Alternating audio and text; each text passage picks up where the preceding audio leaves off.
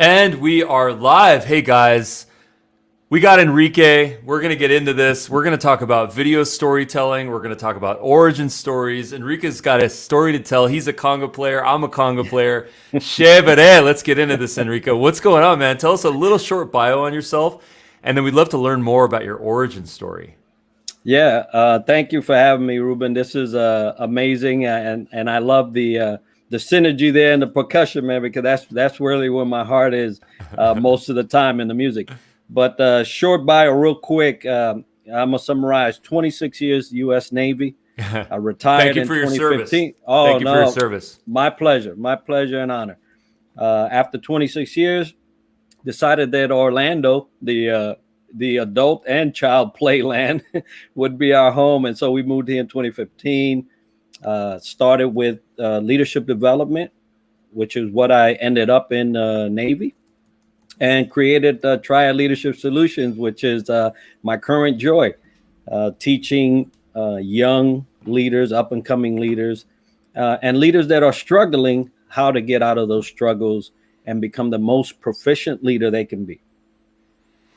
Wow, man, that is a heck of a story, man. Going from service, front lines, and then now in a place where you're guiding people, you're educating people. I mean, you are playing the function of a guide, and that is precisely what we all need in our lives. What are some of the biggest problems that you're trying to help your clients and folks overcome? Well, firstly, the not knowing. Most of our problems come from the things we don't know.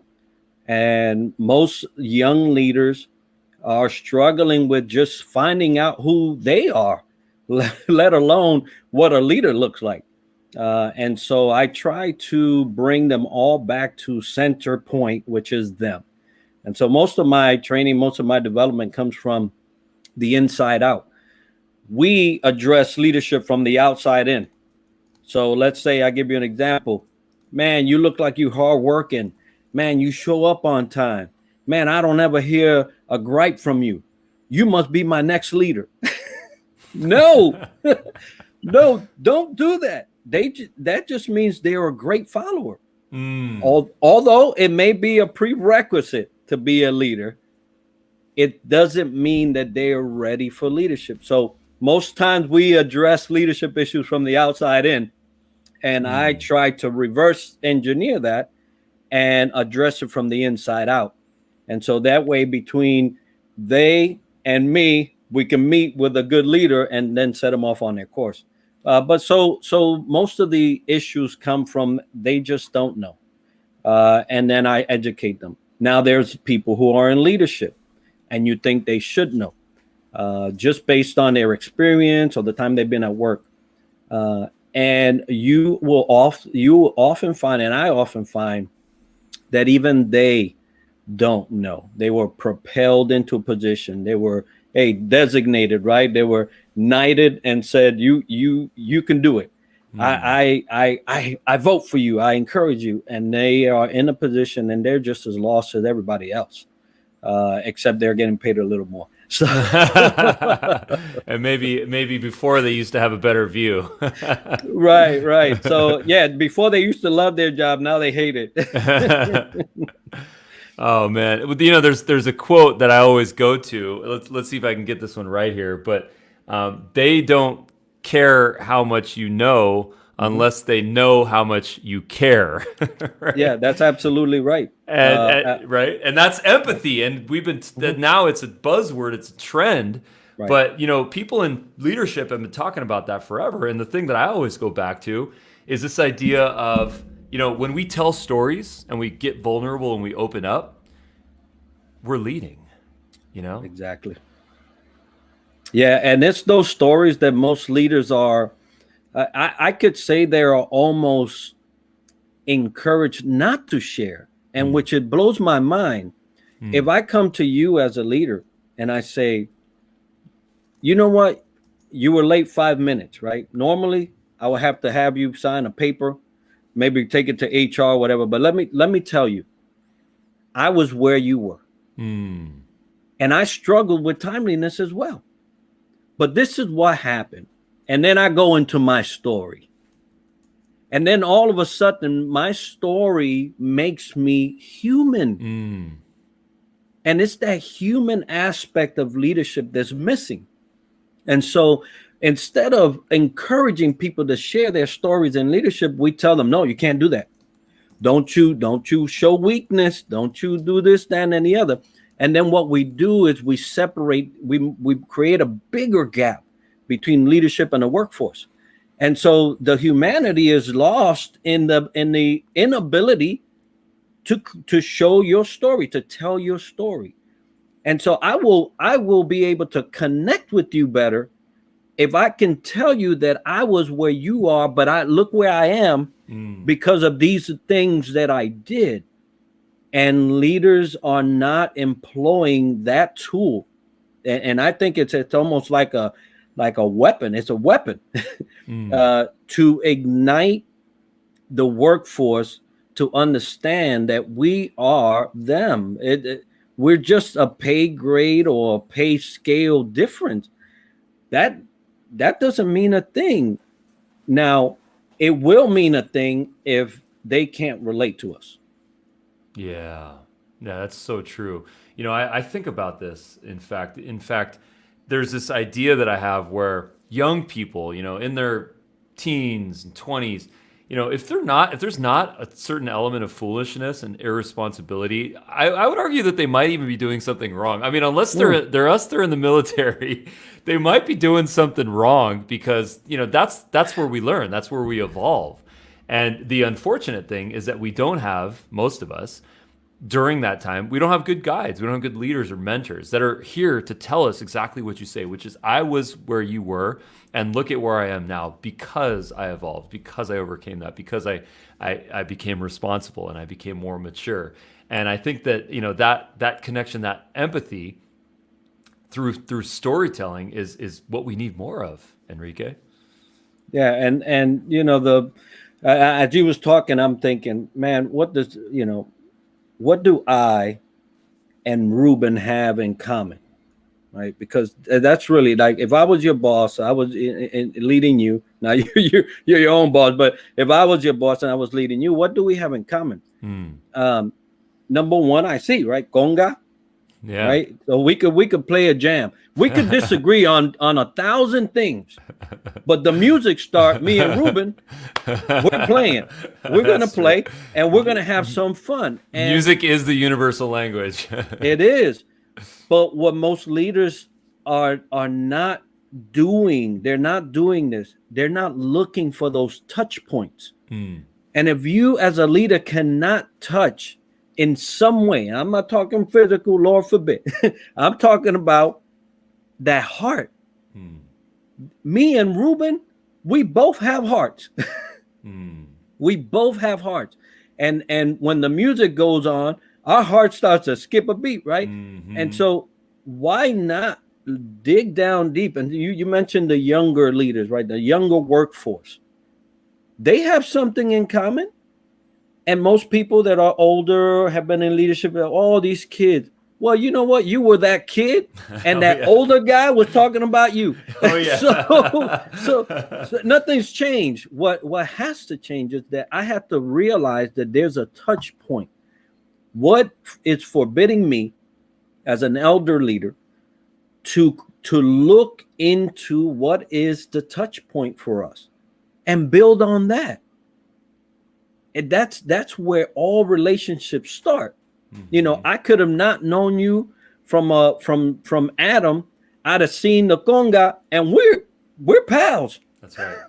We're pals, right? And because that's the touch point.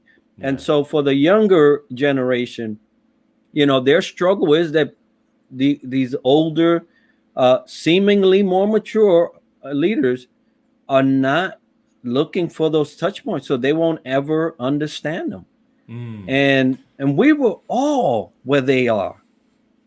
Maybe not the same environment, right? Because I saw the PC come into a home, right? They grew up with a PC in their hand. And so it's a different generation. It's still a PC, it's still a computer. Why not show them how that thing started? they'll be amazed. They'll think you're like, wow, this guy is, wow, he's educated. He knows all this. And then ask them to show you their version. And you will be amazed at how much these young people know. You know, you made me realize when you were telling me that I've made a huge mistake, and I'd like to share that with you. We have a very new form in our company, which is an onboarding form, and any new team member, independent consultant, employee has to fill out that form. Basic questions: first name, last name, social, so on and so forth. I've realized that we're not asking all the right questions. You know, yeah, we have the logistical things and we can fill out all the forms, but what are your hobbies? What's your favorite music? What do you enjoy doing in your pastime? You know, what do you do on Sundays? You know, how can we support your hobbies, your personal life? You know, how can I have more information so that I can do exactly what you're talking about, which is connecting with people on a human level? In order for me as a leader to connect with someone, I have to do exactly what you do. I have to look in their Zoom video and see what's going on in their life, right. Or I have to ask them, or I have to maybe look on their social channels. But all that information should come to me, and whether it's through a form or whether it's through a conversation where we get to know each other, that listening is key, and I definitely want to improve on that level. Yeah, what you just shared, I have my hair just standing up everywhere. It's just because it's epiphany, right? It's you heard something. And you're like, man, and that's what I'm all about. I'm all about bringing epiphany to leadership so they understand that there is more than just the standard leadership. For instance, how many people in your company know you play the conga? I bet you can have the baddest jam session with the group you have right now. And you will bring so much joy. Yeah, it's true. Because you brought something that's not work into work, but you just made it so much more enjoyable that now I'm going to work for you way harder. Right. Yeah, that's so true. The human aspect of leadership is what we need to ignite in companies now. It's look, the folks have signed up. They're going to work for that paycheck, right? They're going to do it. That's their livelihood, especially now, right? There's a ton of people without work. So the ones that have it, they're going to stick around. They're going to do whatever it takes to stick around, and good for them. But for what motives, right? For what interest? Is it in the better interest of the creating a great environment at their job site where they just happy to come to? Because I know I've been to places that I don't ever want to go back to, right? But something as simple as music, which you said is the international, that's it, right? You know, and we miss those little touch points. That's a touch point that ignite our workforce, and I love seeing it. And you know, what would you say the reasons why someone doesn't do that type of listening? Like, what is it? Greed or impatience or lack of time? Like, why would someone not want to invest into that? Because what you're saying is kind of like the way in which you say it, because you're so eloquent in the way you say it, it seems so obvious. Yeah, you know, the greatest challenge is perception. You have to really, this starts at the top, right? So you're in a position, actually in a prime position to effect this thing. Most people that get this are like middle managers, because they know the pain between the workforce, them, and the leadership. They're the ones they're the belt. They tie everything together. And so leaders have one way of viewing it. The workforce have another way of viewing it, and the middle management tries to do it all. This must begin at the top and trickle down. Because your company has to believe this in order for it to work.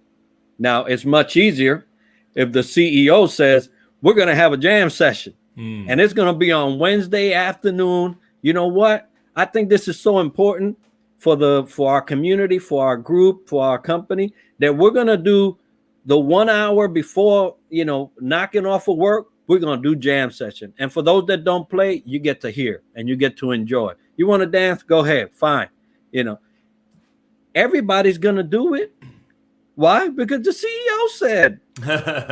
Now, if I was a middle manager and I said, everybody, I know what works in order to get the leadership and the workforce together. We're going to have a jam session.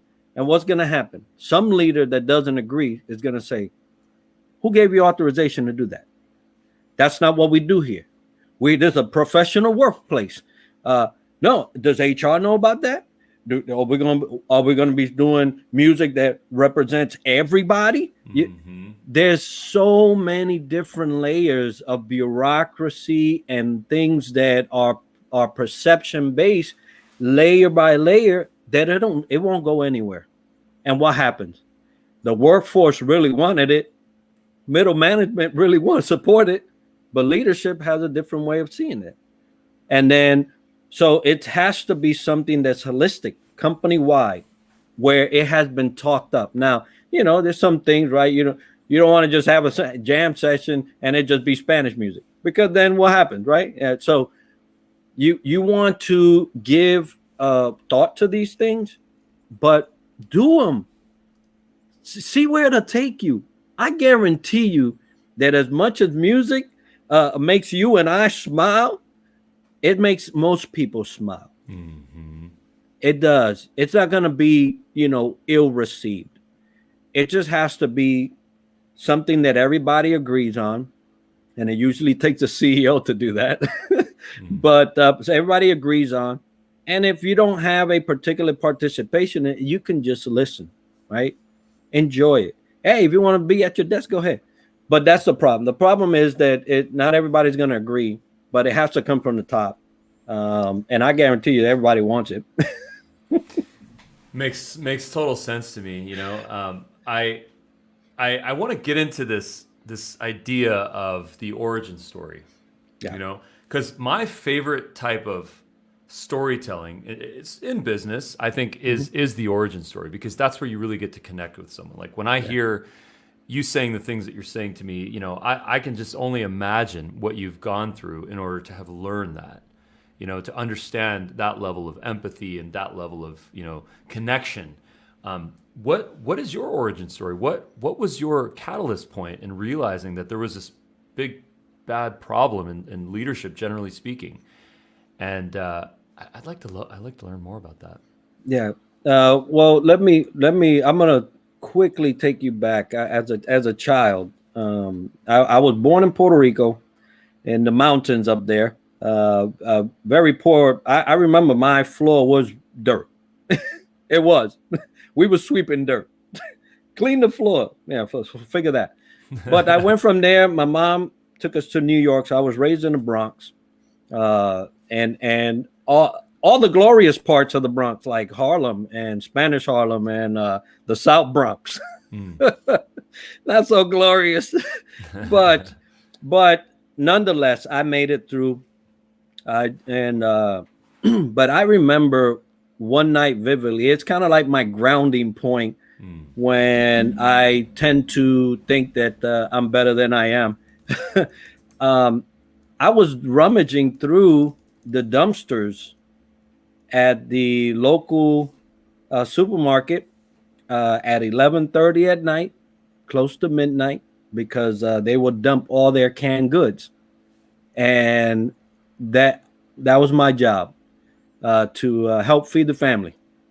So I always have that grounding point, because we all go through some stuff.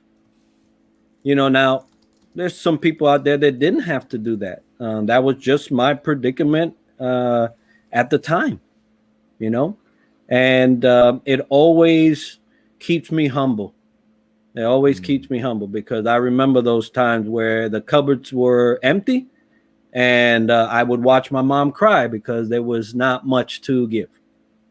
And so that was my childhood. It wasn't always that way. Now I'm gonna tell you, but I remember that. And so that's my ground point. Then I joined the military. I thought I would, and this is why I focus so much on young leadership, because at the age of 18, I thought that I was disciplined. I wasn't a bad kid. Now I had bad influences, right? Um, I I didn't do everything right, but I wasn't a bad kid, and I thought that I was disciplined enough that the military would be a great house to live in. Everything around me was, drugs or, sexual immorality and whatnot. The things that happen in the dark that people don't talk about. I was surrounded by that, so I saw the military as my way out, and it was, and so I joined the military at 18 and took off. Well, my very first command, my very first place of work, we had a leader. He was when I got there, he was promoted. He was promoted from E8 to 9. The top of what you can get is E9. And I expected, I was like, wow, man, this guy's here. He gets promoted. That the E9 rank only represents 1% of the force. Wow. So, I mean, that's up there.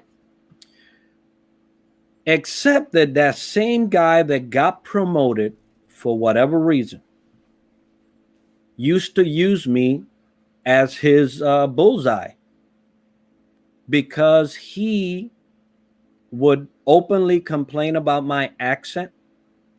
He would openly complain about my, you said eloquent, my lack of eloquence. And he would basically ostracize me in front of everybody. And I was a meteorologist and oceanographer, so you have to brief. You have to be in front of people to brief the weather. It will happen. And so I remember at that point, I knew that not all leadership was there for the right reason. I knew that not all leadership were cut from the same cloth. I knew that not all leadership were ethical and moral and focused on the people. Some leadership is focused on themselves, will use people's backs to get to the next level, and won't care about the disaster and destruction they left behind. And so at that point, I realized that I was not that type of person. I was not that type of leader. And my aim was to be the best friend of this red book. And most people, when I say the red book, the Webster Dictionary used to come in red. There were no different colors. It was the red book. And when you saw it, you knew that was the Webster Dictionary. I became friends with that book because I purposed in my heart that no one else would ever ostracize me like that for my accent, nor for my lack of eloquence. And so that's what I did. Now, I will tell you that was fueled in the wrong sentiment, right? That was fueled in the wrong sentiment because it was out of hurt that I made that decision. But later on, I realized that the more I went down that road, I enjoyed being the other type of leader. And so what I started doing was making sure that everybody that was under my leadership knew everything that I knew, that I wasn't afraid to being replaced. I was afraid of not being able to be replaced. That I would leave and there'd be no one there to take and fill the slot. And so I did everything I could with everyone to make sure that they were ready to take that place. Now that's interesting, what you just said. I got to cut you off real quick here. That is extremely interesting. Most people find themselves in a situation where they're threatened, Right. They're threatened. Someone else can replace me. I'm gonna become obsolete. But when you get to that point of confidence and transcendence in your career and your skill and your craft, it's actually the opposite. How am I going to find someone to replace me so that I can go and do something else and transcend? Right. Or if I get hit by a truck, God forbid. Yeah. And that's a paradigm shift right there. And a lot of people call it succession plan. I think succession plan it's not all encompassing of what I'm trying to do. But it is, right. It's just making sure somebody's there for when you're not. And there's fear in leadership that holds folks from doing that. Typically, it's based off of that they are tied to this job, and if they lose this job, what do they have? So I got to make sure that nobody takes my spot, and it becomes a contentious environment, especially, Lord forbid that the new guy know more than me. Oh my goodness, right? Oh no, we got to do everything to shut this guy down, right?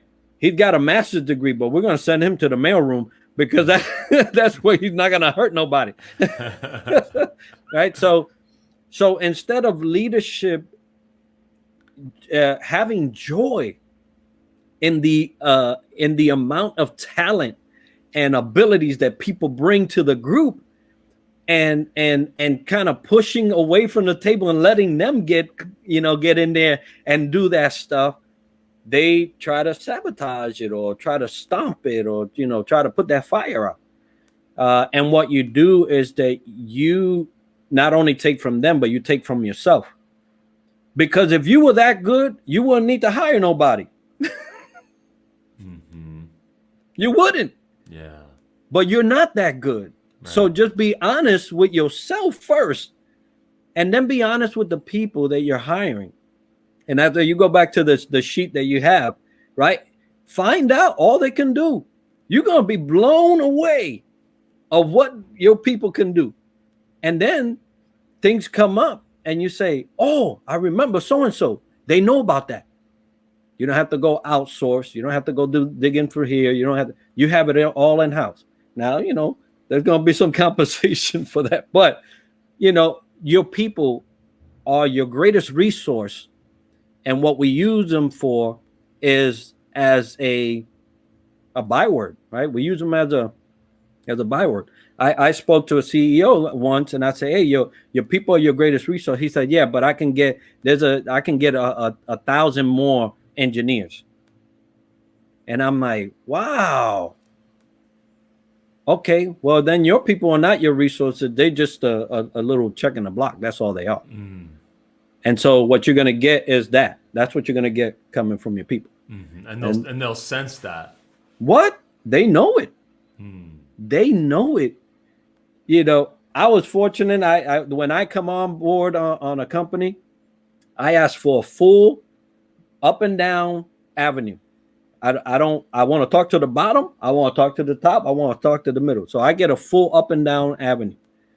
That avenue blows people away because I get to talk to people then. Yeah, we know about this, that, and any other. But whoa, okay. The point is, we have smart workforce. We have smart people. Leaders need to start being less afraid. But you know what? That fear comes from knowing your limitations. If I know my limitations are so-and-so, I probably can't get another job like this. And so now I'm holding on to it for dear life.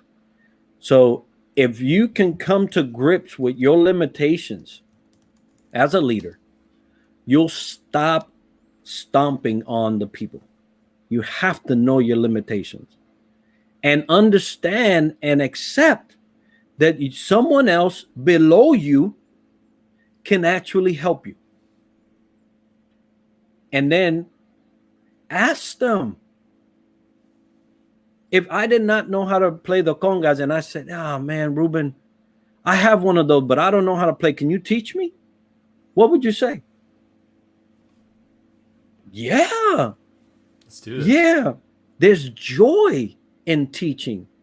And imagine if I was a subordinate and a leader came and said, hey, Enrique, man, I don't want nobody to know, bro, but you do this in a way that I'm just floored. Can you teach me that? Oh, my goodness. You are talking about a brand new environment coming to life. That's like infusing potassium and oxygen and nitrogen into ground.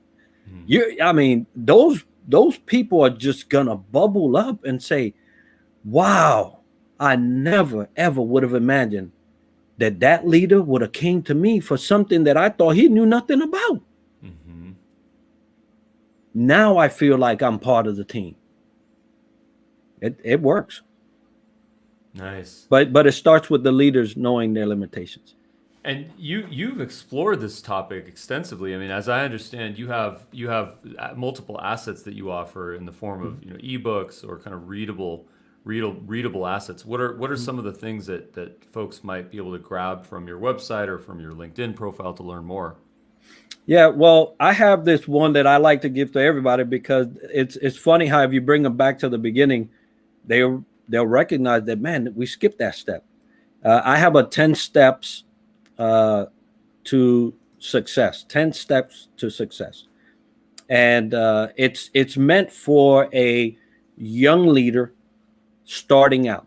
And it takes them right from the beginning. I'm going to talk about from their resume.